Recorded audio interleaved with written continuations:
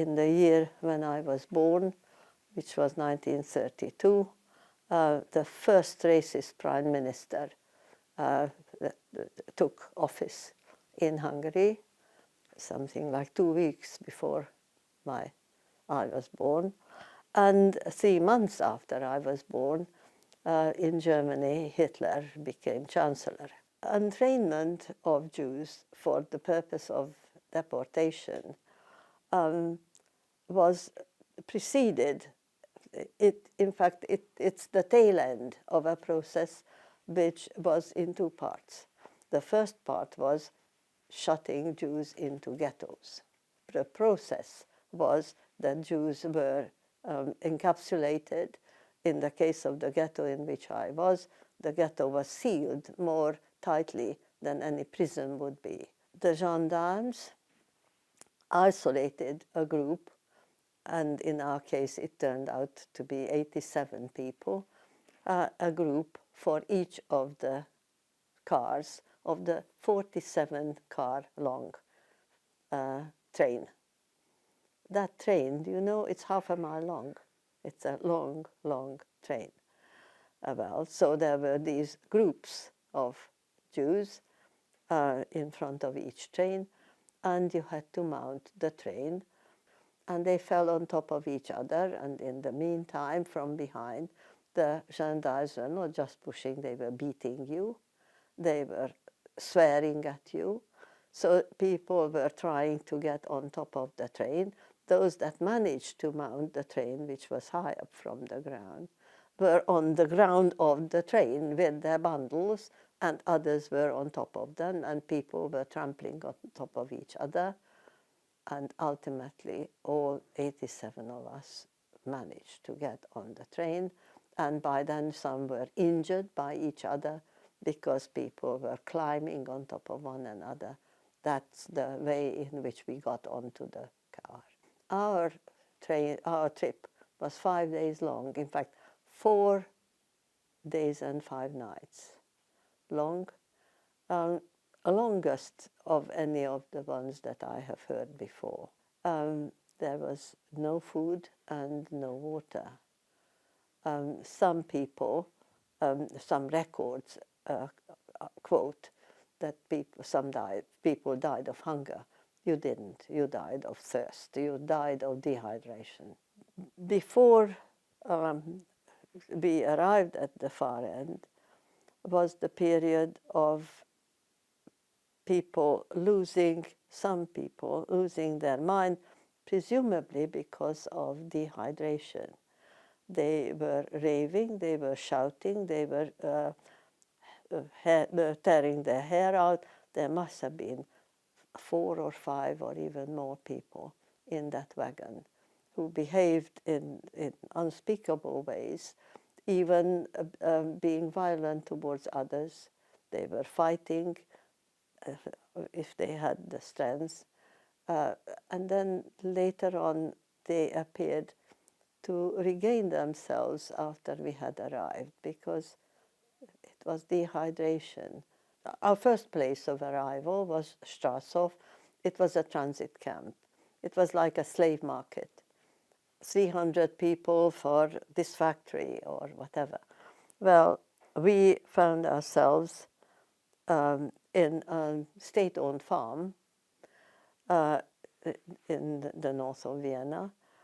And the rule of the farm was that those who worked were given some food, and those who didn't get food.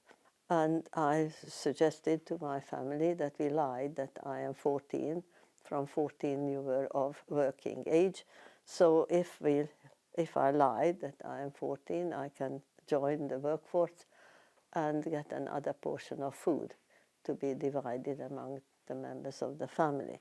The portions of food were so small that even if you had a full portion yourself, you were still starving. And this way I earned a portion of food for the family. So that's how voluntarily I became a slave laborer. The work on the farm was from before the sun rose to past the sun going down. In other words, we started from our sleeping quarters in the dark, arriving at the field where we worked when the light was just beginning to turn on, and we worked until the light faded, and then groped our way back in the dark, and it was killing. The Soviet army announced its presence by aeroplane. They came, very low-flying aircraft. They came to investigate what was in the barracks where we were, and they must have thought that this was a military establishment, that it was just a camp, and they shot any person that they could see, machine gunned from the air. That was the first, if you like, announcement that there is now the Soviet army. They were flying so low that you could almost see the facial features of the people in the aircraft. So after a day or two of this assault from up high, arrived the Soviet army itself, those who still had enough strength. This is the end of the war. By then we shall have been starved for so long. Some people were so weak. But there were some who were vigorous enough, and they greeted these soldiers joyfully. This joy soon disappeared, because they then started to gather up young women, and they took away the young women. These young women returned, obviously violated. I was too young to understand what might have happened to them, but it became a matter of being afraid of our liberators rather than happy to see them. My grandmother was a country girl. She would know where in a farmland or on the fields where you could find some kind of shelter. So I am very pleased to tell you, neither I nor any of the young women of our party, there were 4 young women of our family of 11. None of us were violated in the way that many of the people I saw were. But what I can also tell you is that I found with great surprise, having arrived in Britain decades later, one heard how the British Army conducted itself in Bergen-Belsen. The British Army provided food, shelter, medication, clothing. They found these people in terrible conditions, and they behaved towards them like human beings would behave towards each other. The Soviet army gave us nothing. No food, no shelter, not a good word. The only interaction we had with them was that they took away the young women and let them come home.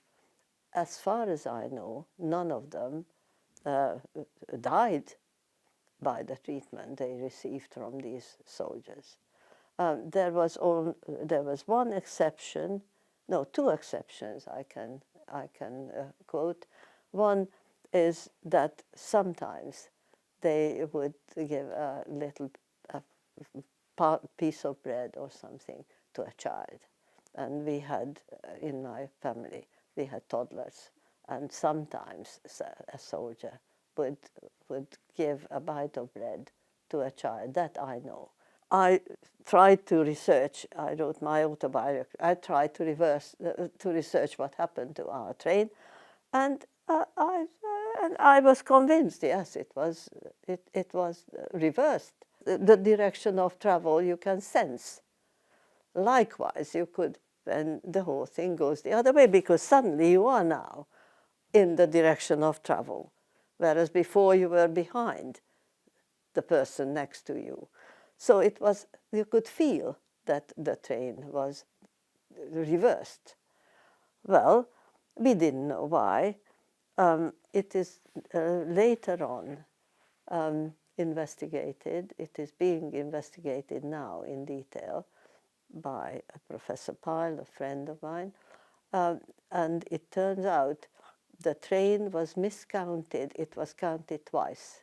It was counted as a train heading for Auschwitz, which it was, as well as a train arriving in Austria, which it was. So it was in two, if you like, in two different groups of trains, which was, both of them recorded this one train, which was the unique train of being diverted. It was, I understand now, from the research of Professor Pyle, it was 12 miles from Auschwitz when it was reversed. It was almost at Auschwitz. Now, had I been on that train, I would have been among those who were murdered. I was 11 years old. There's the famous case of the Hungarian ramp, one way or the other, those who were capable of work and those who were not. This is well recorded, and an 11-year-old would have. When I was 90, that was 2 years ago, the family wanted to have a big celebration. And they had the idea of a big party and everything. And I said, I don't want a big party. I'm getting quite deaf. I don't even hear very well in a big crowd. I don't want a big party. But I would like to gather together those who are survivors of the extended family's descendants. None of the extended family who were with me are alive now. I'm the only one alive. Even the two toddlers who were younger than I, both of them were so damaged by what happened to them. They died younger than they should have.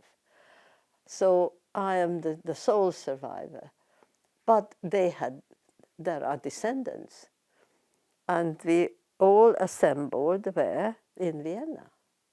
Why not? This was an important point. And my cousin, famous, the great pianist, Sir András Schiff, said he's going to carry the cost of this assembly of members of the family. And where? In the Imperial Hotel, in the Grand Room, Imperial Hotel, which was the Nazi headquarters. So there we are, and there are photographs of it, and there was a family, and we were all in our glad rags, dressed up nicely. And every member of there was either a survivor or their spouses. They brought them along. That was a birthday celebration.